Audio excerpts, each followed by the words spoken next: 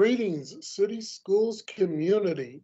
I am Andre Riley, the Director of Communications for Baltimore City Schools, and I am proud to welcome you to our health information session, a place where both our families and some members of our staff who have shown up tonight can ask us health-related questions.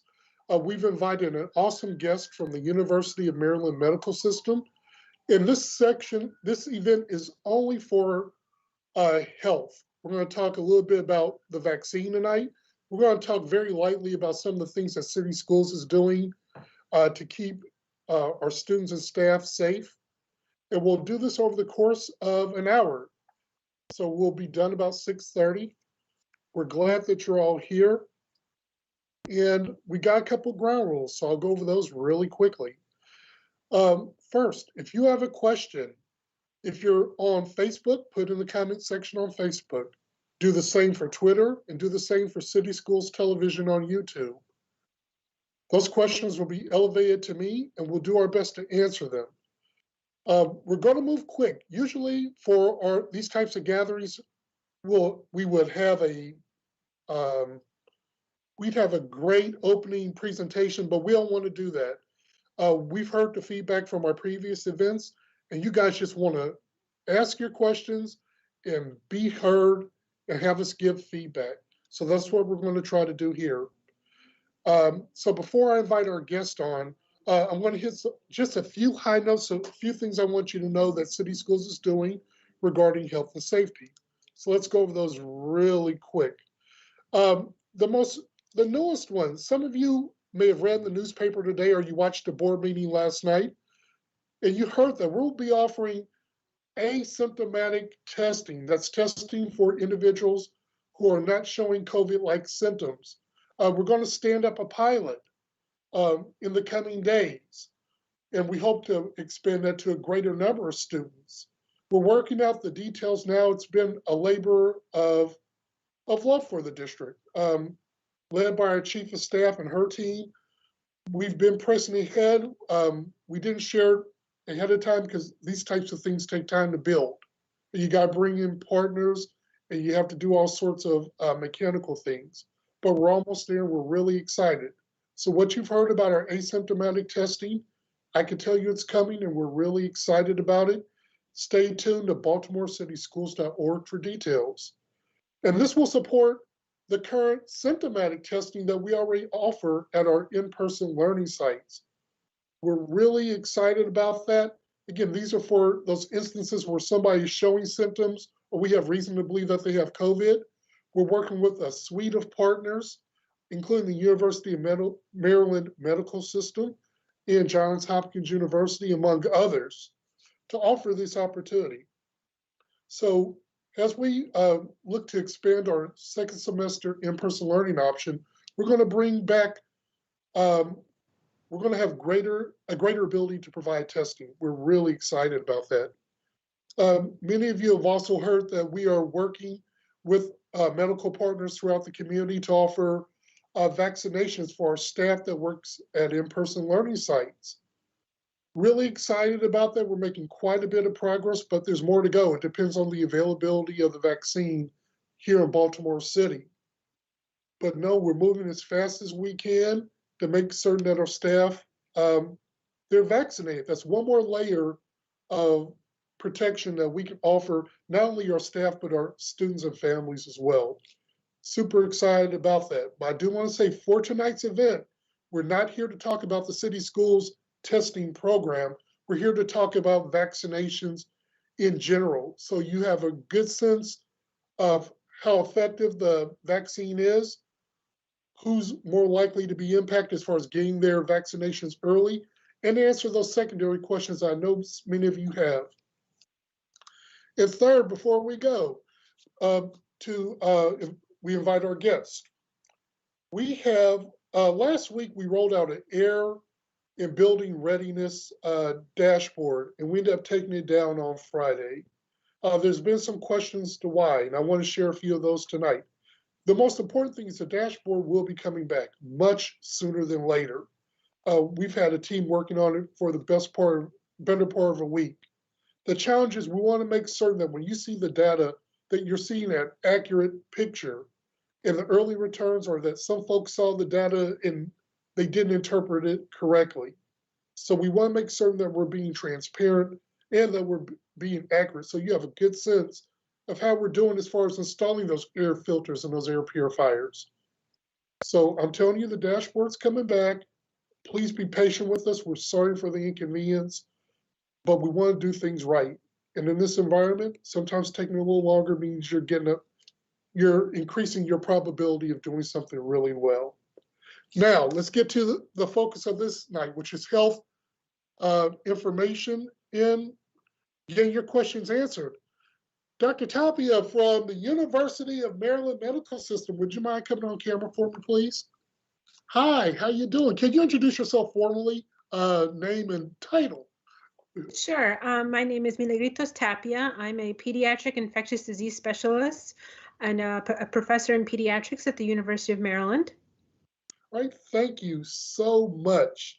We're going to begin to take questions from the audience now, but I'm going to get us started because I know we have got quite a bit of ground to cover tonight. So I guess the first question that we've seen as a school district, it involves the variant of a vaccine. You know, folks are reading the news, they're saying, oh, there's a new variant of COVID-19. What does that mean exactly?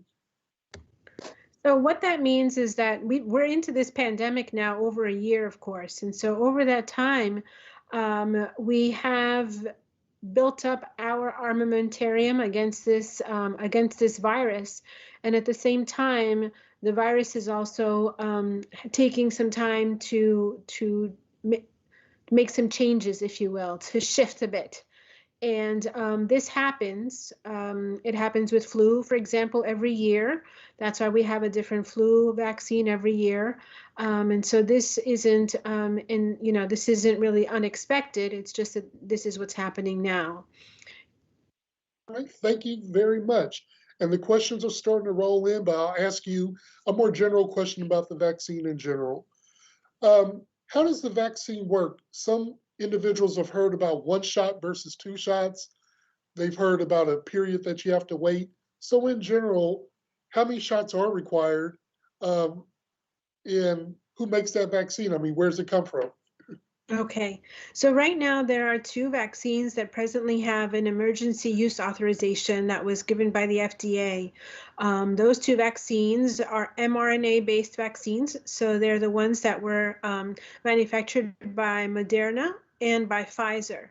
There is a 3rd vaccine that's manufactured by Johnson & Johnson that has gone, the company has gone ahead and submitted their paperwork for an emergency use authorization, and that will be reviewed in, I think, in a couple of weeks. So it'll be a little bit before we hear about that vaccine, but the general consensus is that we're likely to have a 3rd vaccine available to us very soon. So the one that's the ones that are manufactured by by Moderna and Pfizer are 2-dose vaccines, and the one manufactured by Johnson & Johnson is a 1-dose vaccine. All of the vaccines pretty much work on the same principle, which is to train the immune system of the vaccine recipient so that they think that they're seeing the spike protein of the virus. So everybody's seen the cartoons of the coronavirus, and corona means crown in Spanish. And so it's got these little points that poke out of it, right? So those little points that poke out are called the spike protein.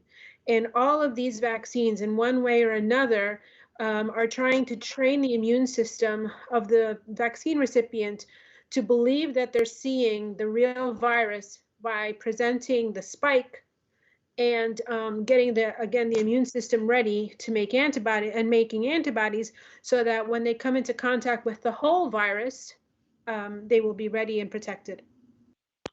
Thank you, Dr. Tapia, for that. Yeah, I've often wondered where are those little spikes around the COVID images. So, hey, you learn something new every day. Appreciate you. That's why you're here. Okay, the questions are rolling in, so I'm going to jump to a few of those, okay? Okay.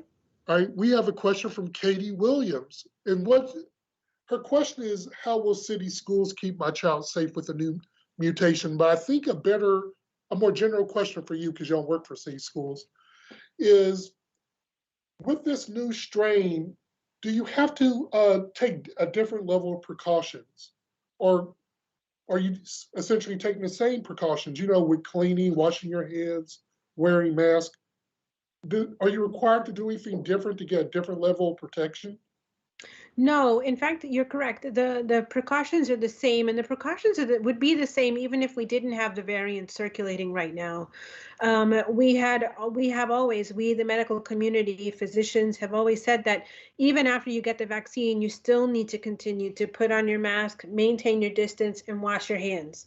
That's going to continue for the foreseeable future while we learn more and more about how these vaccines are going to be able to help us, and while the virus tells us how it's going to behave around the vaccine. Right. Thank you very much. And it answers Katie's question just a little bit more because, again, I work for city schools. Mm-hmm. We're going to follow the CDC's 5 mitigation strategies, and that involves proper PPE, cleaning supplies, a robust testing program, which, again, we're really excited about some of the things we're doing here in city schools, and following a whole lot of our health procedures that we have established. You can find those health procedures on the district website at www.baltimorecitysschools.org/ I believe it's health and safety, but I'll ask my team to post in the various chats that we're operating from. So we'll get that information to you. I hope that answered your question, Katie. I think you have a few more, so I'm going to jump into a few of those. Dr. Tapia, what Mm-hmm. happens when the virus mutations come to Baltimore City? Well, no, I want to make certain I'm understanding Katie's questions. If I've had COVID once, Mm-hmm. and then we have this new variant, does that mean I have the opportunity to get COVID again? It's possible that could happen even without the variant. Again, we have seen some people who have been infected more than once with SARS-CoV-2, the virus that causes COVID-19. So that could happen irrespective of whether or not there were variants. All right.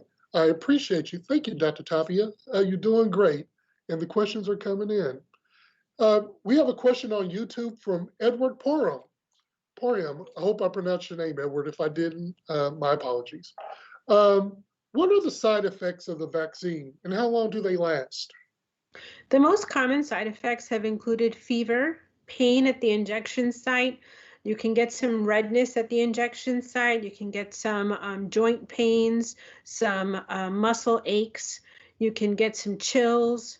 You can get some fatigue and some headaches. Some people have also experienced some inflammation of the lymph nodes. Those are the glands that are in the arm, that are under the arm, that are part of the immune system, and this just shows that it's busy working. Those are the most common side effects that we've seen. By and large, they last 2 to 3 days, and they're mild to moderate, meaning that they don't really interfere with your daily activities, and you may want to take something to treat the side effects, something like Tylenol or Motrin, for example. And generally speaking, they last 2 to 3 days, so short-lived. Thank you very much, and thank you, Edward, for your question. Um, I'll answer a question, Doc. This isn't for you. This is more for city schools again. With our symptomatic testing right now, we're being asked, is there only one van? Typically what this means, Doc, is the van goes to a school. Mm-hmm. It helps us to administer the program. Keegan, I'm going to need to get back with you. I want to check with my experts, some of whom are in the background on this call. We'll get you an answer ASAP on that. But my apologies. But I just want to make certain that we got it right. Okay, Dr. Tapia, Mm-hmm. is the CDC recommending that folks wear 2 masks? And does that recommendation go for students as well? So this is a new development, and I think the reason that this has come up now is because of the variants, and also because we're in this pandemic now over a year. Initially, when we had talked about making a mask out of almost anything, it was because we didn't have enough masks to go around, and we wanted to make sure that the people who were taking care of COVID patients, for example, had masks. And so now that we're still in this, I think we're sort of coming back to revisiting this very tried and true measure, which is mask wearing.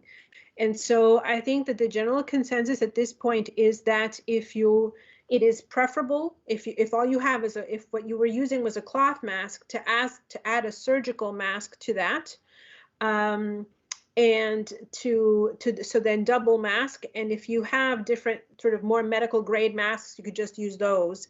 But I think for the general population at large, the general consensus right now is to go ahead and put on a surgical mask, which are those light blue or light yellow ones, with a cloth mask.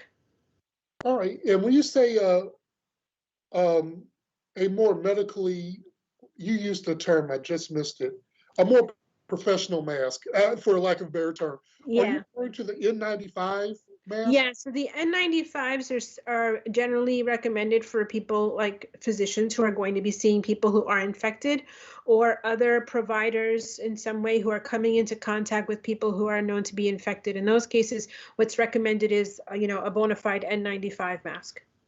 All right, thank you. I appreciate that. I knew that follow-up was going to come back to us. Okay. Now, Keegan has another question, so I want to jump right in. What is the medical community saying in regards to the ability to transmit COVID-19 after getting Pfizer or Moderna? I guess the question is, does either shot, is one or the other more effective at preventing transmission? We don't really know that yet. That's something that we're working on learning right now. And one of the reasons that we're still saying that even if you're vaccinated and you got your 2 doses and it's been at least 14 days since your second dose, which is when we think you have maximum protection, even if you have all that, we're still saying that you need to maintain your distance, wash your hands, and wear your mask, because we don't know if it prevents asymptomatic transmission or asymptomatic infection. So it could be that there are people who are still becoming infected who are vaccinated but just aren't getting sick. And because they're not getting sick, there aren't clear indicators to stay away or to protect yourself. But it's possible that they're still able to get asymptomatic infection that could transmit to other people. And so that's why we're saying you have to still wear your mask, maintain your distance, and wash your hands. All right, thank you. I'm going to give you a quick break. Doc, stay on camera for me. I have a public service announcement. We have a few staff members that have joined us. And again, we're glad that you're here because everybody needs to get this information. However, if you are a staff member, each week the communications office shares a health updates email with you. And we put in updates about the district's testing program, air filtration, and any other items any other steps we are taking to best protect our staff as we expand optional in-person learning. So if you're asking questions specific to what we're doing in city schools, we're cataloging those, and I'll make certain that we get those answered the best way we can as part of the health updates. I believe you'll either see it Thursday or Friday. We're waiting on one more piece of information, so we're going to be patient with it. I want to share that with you. We hadn't forgot about you, but tonight we just want to focus on those general health-related items since we have an expert who can really speak to it. So, Doc, you ready for some more? Sure. All right, let's rock and roll. Okay. Dr. Tapia, how does the vaccine interact with prescription medications like the ones for diabetes, statins, and blood pressure meds? That's a great question. It doesn't. In fact, in the studies that we conducted with these vaccines, there were participants who had diabetes, who had high blood pressure, and so they were obviously taking their medications just like they normally would, and there was no indication that there were any safety concerns in those people. All right. Thank you, Doc. I'm trying to get a question answered, so give me 1 sec.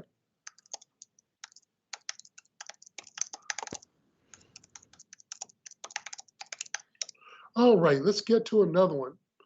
Who is this vaccine for exactly? Is it just for adults? Is it for adults and children? Is it just for the elderly?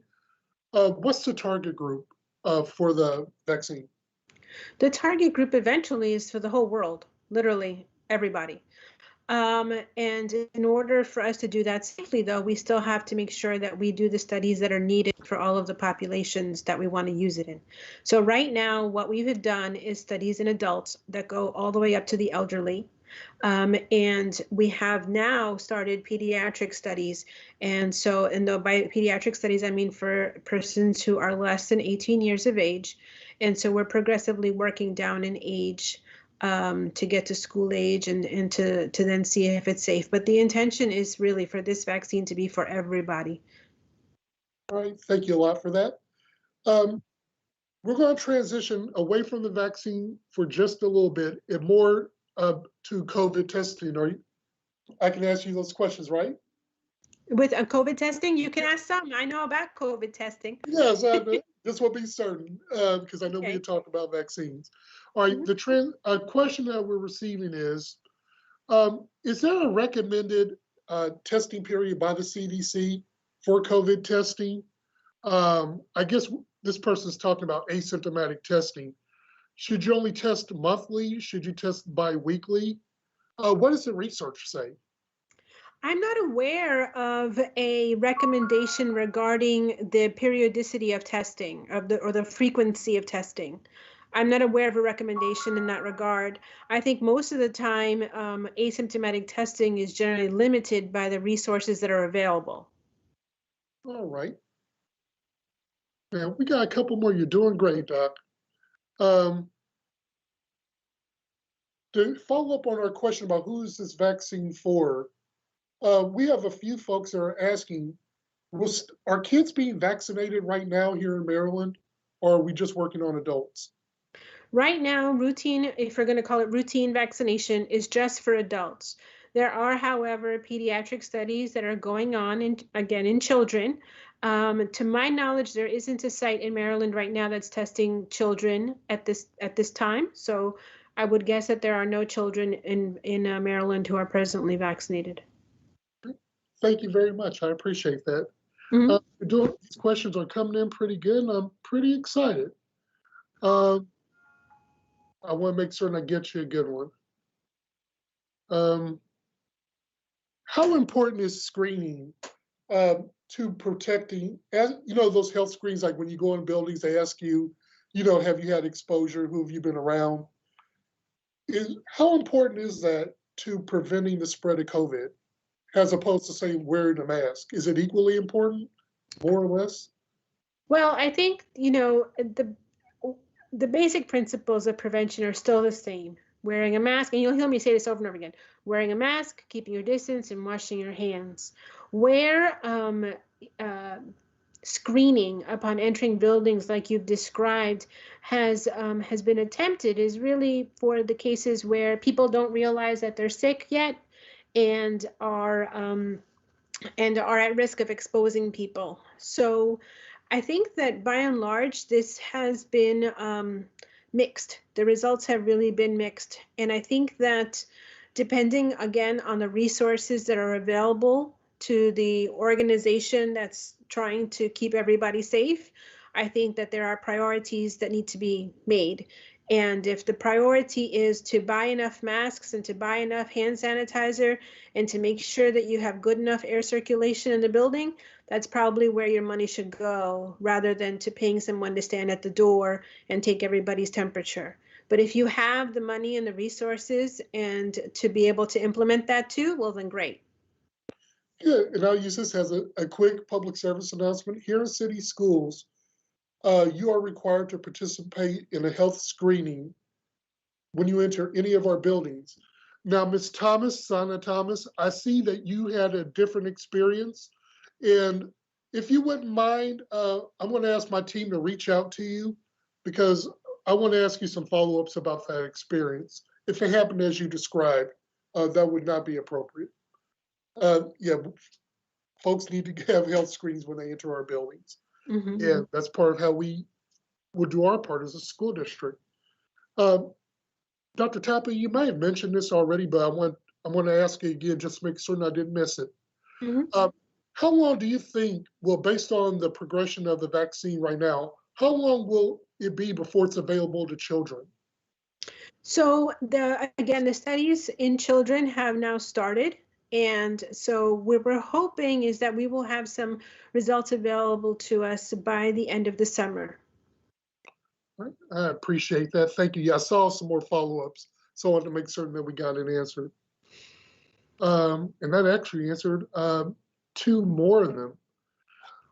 Now, a big community discussion here among our schools in Baltimore regards, well, if teachers aren't getting the vaccine, there's some belief that getting the vaccine may just inoculate teachers from, getting COVID. But how does this vaccine work? How does it, again, you mentioned this a little earlier, but I want to touch upon it again.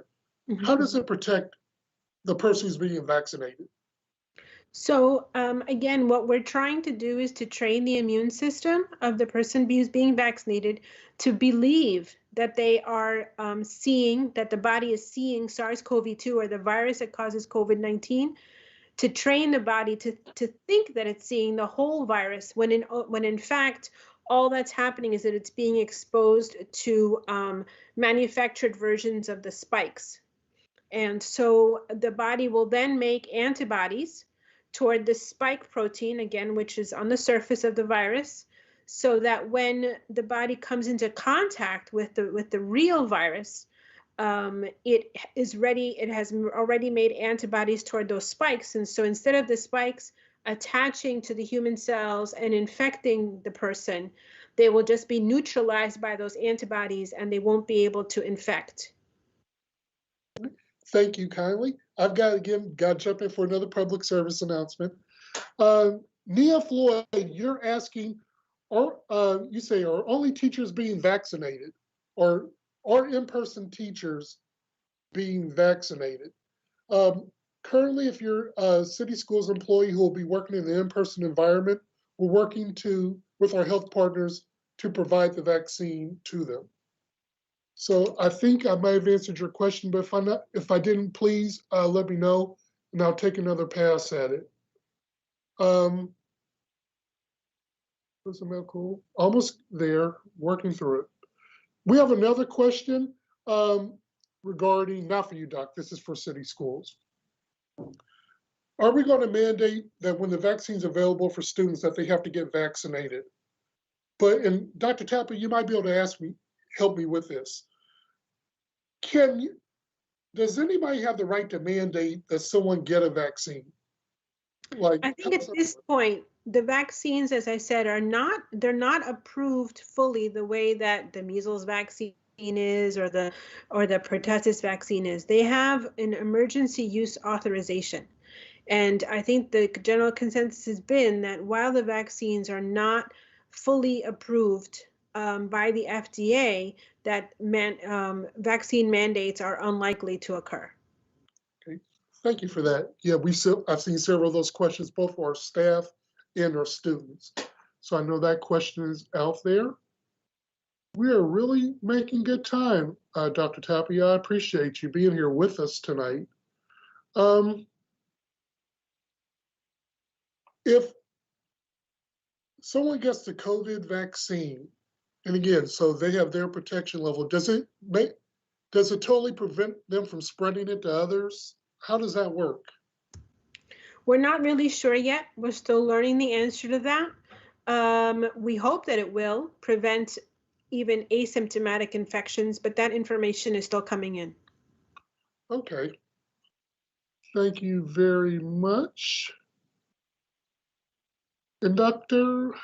Tapia, I think we've really gone through a lot of our questions. We had quite a few high notes. We usually go pretty fast on these things, but I think tonight with us being focused on just COVID-19 and vaccinations, that we've had a lot of good questions. So I'm going to ask you a few more. If we don't get any more before 6:15, we may just call it a night for this event. Oh, here you go. We just got a new one. How much does getting the vaccine increase your protection from catching or spreading the virus? You may have just answered this one, but I think repetition helps. Sure. So the vaccines that are currently available, the Pfizer vaccine and the Moderna vaccine, are about 95% effective in preventing symptomatic COVID-19 infection. So if you are vaccinated, that will prevent 95%, excuse me, If you were to vaccinate 100 people, 95% of those people would not get symptomatic COVID. The other 5 might get COVID, but what we've also seen is that even if you do get COVID after having been vaccinated, it is a milder disease and you don't need to be hospitalized and there hasn't been mortality. Okay, we got a couple. Here's one about the 2-shot vaccine. All right, I go in, doc, I get my first shot. Mm-hmm. And then I have to wait, I think, well, you'll tell us how many days. God, wait, yeah, thank you. We have to wait before I go get my second shot. Does getting the first shot give me any increased resistance to COVID, or do I have to have both shots to be most protected? You need both shots to be most protected, and you have to wait at least 14 days after that second shot to reach maximum protection. Okay, because I know that's a concern for many of our families as we talk about heading back on March 1st. Mm-hmm. And while a great number of our staff that will be in the in-person environment, they will have the shot. Many of them will still be working on, waiting on their second shot. So Mm-hmm. there's a concern, and we share it as a school district for our teachers. That's why we're putting in all these different, other methods to try to protect them. And that brings me to another question from Keegan. Based on what you know, Doc, is there any insight on when more supplies of the vaccine will be made available here in Baltimore? My apologies. That's okay. My understanding is pretty much the same as the news, that everybody else gets, is that we hope to increase supply by getting more vaccines from Moderna and Pfizer. But again, this is where the critical examination of the data for the Johnson & Johnson vaccine becomes so important. If the FDA finds that the data are good and that they're going to go ahead and give another emergency use authorization for that vaccine, then that will increase our supply substantially because it would give us another vaccine that could be used other than the first 2 that were already available. All right, thank you for that. We received a new question, and this person, they're apologizing because they think they might have missed it, but I'll ask the question. If I am vaccinated, can I still transfer it to my children at home? So if I get my vaccine, I go home. Is there any way I can still make my students sick or my child sick? So just to be clear, there's no way to transmit the COVID-19 virus to anybody after having been vaccinated because you're not being exposed to the whole virus. Again, you're just being exposed to a manufactured version of the protein that's on the surface of the virus. So you're not contagious after you get the vaccine because you haven't gotten the virus.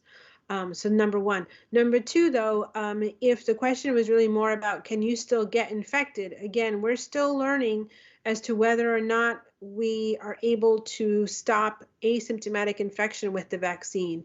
And while that question is still unanswered, we have to assume that it's possible for someone who was vaccinated to be asymptomatically infected with the virus and therefore transmit, which is, again, why we're recommending to always continue to socially distance, continue to wash your hands, and to continue to wear a mask.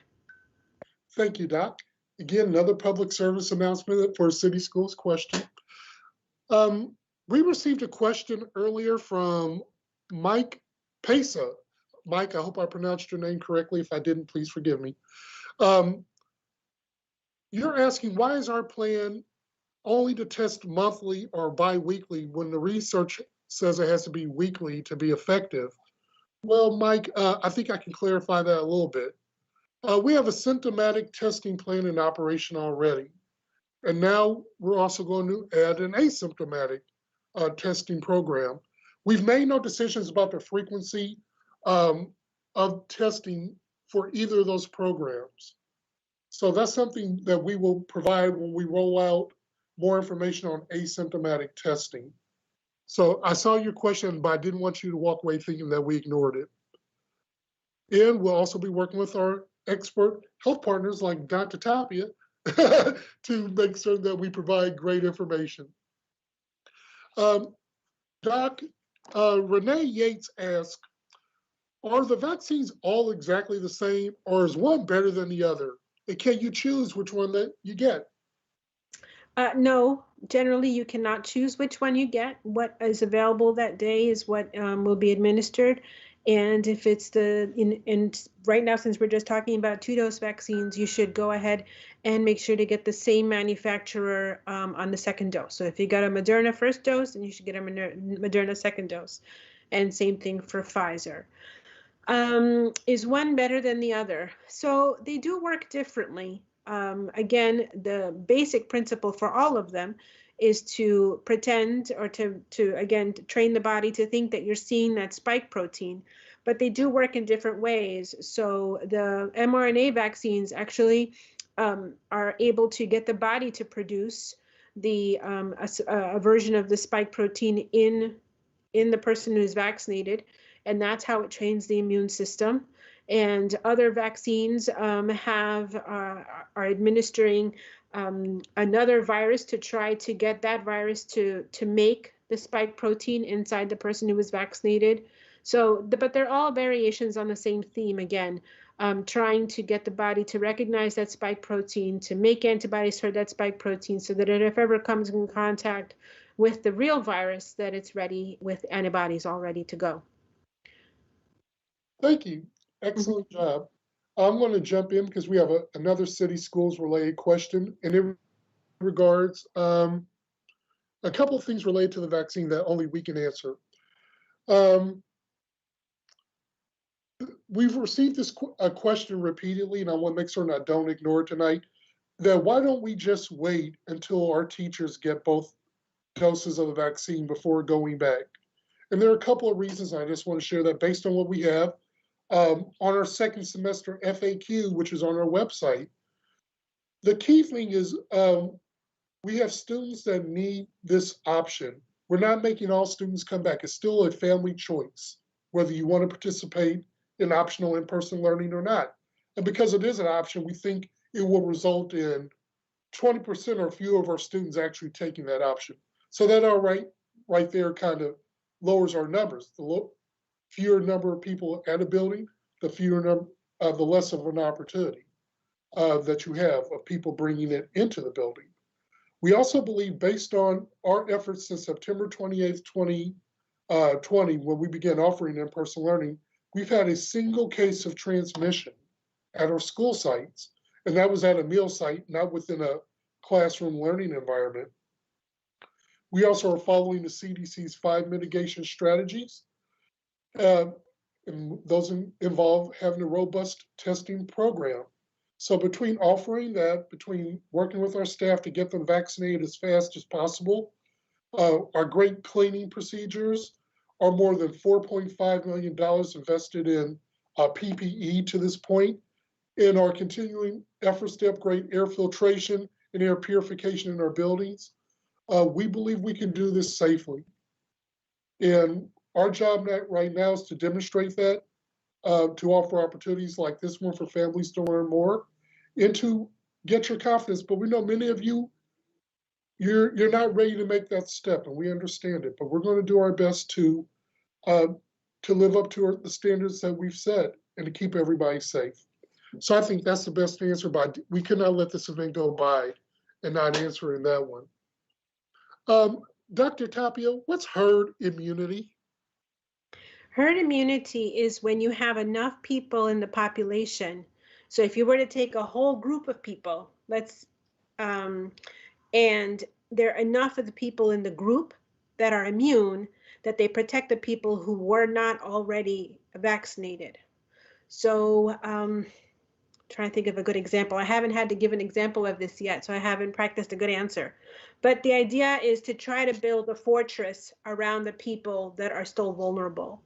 And what we think, for us to be able to build this wall of protection on a population level, is that we need about 70 to 85% is what's considered right now, to be able to achieve a level of immunity where the people that are not immune are still protected from getting the disease.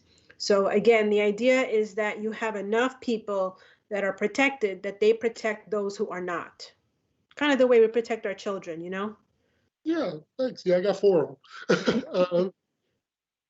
Doc, we have a question from Sana Thomas. And again, Sana, if you have a question, I mean, regarding your first question about screening at the buildings, I want you to reach out to our staff, or you can email us at communications@bcps.k12.md.us. I want to resolve that issue. If it's as you described, that's not appropriate. Um, but back to you, Dr. Tapia, based on herd immunity, when does the research say we'll have that? Is it February of 2022?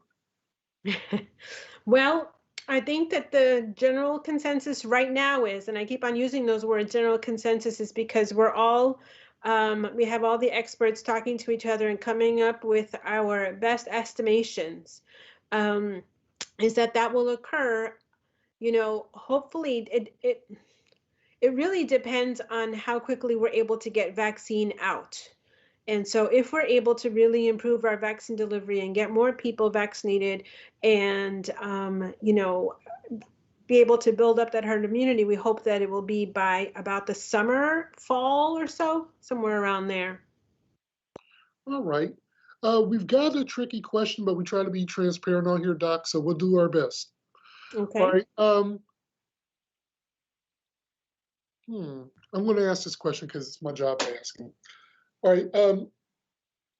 I think you've heard us say, well, you've heard me say tonight that we're going to move forward with bringing our staff back into schools while we're in the process of vaccinations. Mm-hmm. If you're following the other mitigation strategies, are you able to lessen the amount of transmission of COVID-19? Yeah, if everybody was masking all the time and maintaining social distance and keeping their hands clean and everything, yes, that would make a tremendous dent. Okay. We're being asked, do you have an opinion on our strategy to bring back second semester in-person learning? That's really putting you on the spot. I don't think you're here to talk about that tonight, but I think that this is a big question, and I think that if from hearing you discuss this tonight, I think that you all are taking a good approach. You're not ignoring the needs of the community. You're not ignoring the needs of the children. You're not ignoring the needs of the teachers. So I think that every school system is trying to come up with the best possible strategy that is the best for as many people as possible. You know, this is a compromise. And whenever you compromise, there are things that maybe aren't the way you'd love for them to be, but they're all being done in an effort to help the people who need the other part of the, you know, the other part of the compromise. So I think that from what I've heard tonight, I think you're doing the best you can, and that's all we can hope for, really. I mean, you know, again, there are competing needs here. It is very true that children, you know, need to go to school. And that should be a goal, of course. I think that's a personal opinion. all right, thank you. Yeah, I think that's what they were getting at. If you all just heard me make a nervous chuckle, that's exactly what it was. I felt like I was going to put our expert on the spot, and that gave me a little bit of discomfort. We are taking this very seriously, but I'm human too. And when I have to ask somebody a question that I don't think that wasn't part of the plan, you know, I get a little nervous too. I'm a human being. No, that's a tough question. I think it's a tough question, and again, it is the question of the week, if you will, or of the month right now. All right. Siobhan, Tian, you're asking if we have enough tests available to test everyone in a school. Those are some of the details we're working on with asymptomatic testing. There's 2 types of testing that I'm aware of, but I'm not an expert. One is pooled testing, where, you know, and Doc, I'm going to ask you to explain what that is. Sure. And then another part, no, yeah, let's talk about pooled testing. So I'm actually not sure what kind of sample you're going to be using, but again, the pool testing, the idea behind it is to group well, one of the biggest prohibitions to doing testing programs in schools is the cost, right? And so when you pool samples, it's like what it sounds like. You pool a group of samples together and you test them as a group. And when you test them as a group, you don't have an individual result for everybody in the pool, but you do have information about the whole group. So if everybody's negative, then everybody's negative. The pool tests negative, then everybody's negative, you're good to go. But if somebody tests positive, that's when you have to go back and look at who's in the pool to figure out. It doesn't mean that everybody's infected. It just means that there's at least one person in there who's infected. Thank you for that explanation. And to be very clear, City Schools has not made a decision on what type of asymptomatic testing that we're going to provide. I just gave a reference because that's something I'm aware of in my own personal research. So I just want to make certain that we answered that, because if the question is, do you have enough tests? That typically is a way that folks have been testing. Okay. Are there good resources to track and follow new strains of COVID and the way the vaccines work with those strains? Like, is there a website that you're aware of, or? Not that I'm aware of, though. I mean, I think probably the CDC is updating information as it becomes available. What I can say is that the vaccine manufacturers are monitoring the situation, and they're very interested in the cases that are turning up. Of course, if any cases turn up among vaccinated persons, those would be really interesting to look at and say, you know, is that just because they were within the 5% of people who were still going to get sick even if they were vaccinated, or is there something else going on? And so this is an actively, you know, evolving situation and something that is being monitored very closely. Thank you a lot. Here's a City Schools question. Can a student or parent choose in-person learning or virtual? The answer is absolutely. If your school is offering in-person learning opportunities, you could, as a parent, say, I don't want my child to participate. I want to stay virtual. I want to try out in person. It is really your choice and your choice only. So we have a follow-up question from Jessica, and I want to make certain I get to it. Doctor, how much better protected would someone be if we waited till our teachers were fully vaccinated? That is, I don't know how to answer that question. That's, say it again. How much better protected would we be if we waited for the teachers to all be vaccinated? Yeah. I don't know how to put a number on that. I'm not sure how to answer that question. That was harder than the other one you asked me. Yes. I think that has a lot of very hypothetical things in there, you know. Yeah. Okay. Stephanie Jones, I believe you have a question. Would you mind posing it again? I don't think she feels like we answered the question, and I want to make certain that we get that done for her. We're nearing the end of our time, Doc, but let's keep the party moving. We're doing a good job here. What are the best metrics around if somebody should offer, if a school should open or not? Best metrics. I haven't studied this, but I think that reasonably speaking, you know, looking at community transmission is really important, and how much of the community is vaccinated would be important, how much disease is even going on in the community, and again, you know, how are the resources being allocated? How are you able to follow, again, the 5 mitigation strategies that the CDC has recommended? You know, I think that those are all things that play into that. Thank you, Doc. Yeah, we're almost at the end of our time together. I'm looking for new health-related questions that perhaps we can answer. And I'm not seeing any new ones. We're going to wait a few minutes. So I'll ask an interim question so we can move forward. Are we still learning new things about COVID-19 that we didn't know? I mean, it's been nearly a year now. And beyond the new strains, I mean, are there new developments that we didn't know back at the beginning? I'm sure there are. I think as more people have gotten sick, we're learning more about the ways, at least as a physician. So again, I'm a practicing infectious disease doctor who sees patients at the hospital. And so I think that we're learning more about from my perspective, again, more about the disease and how this virus makes you sick. And I think that is still something that we're learning about. Um, and as a result, we're still learning about how to manage all of the effects of the infection, really, in terms of long-term issues, if there are any, what are they?